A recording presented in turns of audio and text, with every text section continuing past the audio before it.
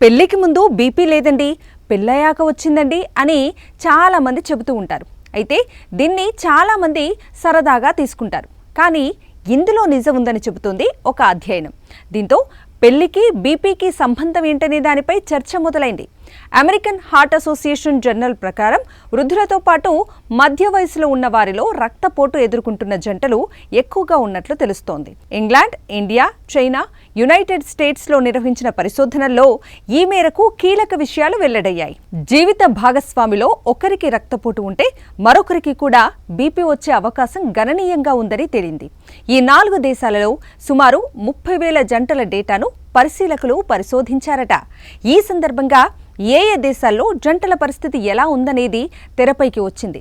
అత్యధికంగా ఇంగ్లాండ్లోని జంటల్లో దాదాపు 47%, అమెరికాలోని జంటల్లో 37.9%, చైనాలో 20.8%, ఇండియాలో 19.8% జంటల్లో ఈ పరిస్థితి ఉన్నట్లు అధ్యయనంలో తేలింది. భార్యాభర్తల మధ్య జరిగే ఆరోగ్యకరమైన సంభాషణలు, ఇద్దరి జీవన విధానం అనేవి బీపీపై గణనీయంగా ప్రభావం చూపిస్తాయని ఈ అధ్యయనం స్పష్టం చేస్తోందని తెలుస్తోంది. ఈ అధ్యయనం ప్రకారం ఇండియా, చైనా కంటే అమెరికా, ఇంగ్లాండ్లో అధిక రక్తపోటుతో బాధపడేవారు ఎక్కువ శాతం ఉన్నారని తెలుస్తోంది. అయితే భార్యాభర్తల్లో బీపీతో బాధపడే వారి సంఖ్య మాత్రం చైనా, ఇండియాలోనే తక్కువగా ఉండటం గమనార్హం.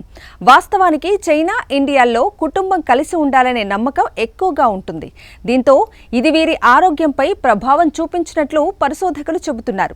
అయితే వ్యాయామం చేయటం, ఆరోగ్యకరమైన జీవన శైలితో రక్తపోటును నియంత్రించుకోవచ్చని కూడా సూచిస్తున్నారు.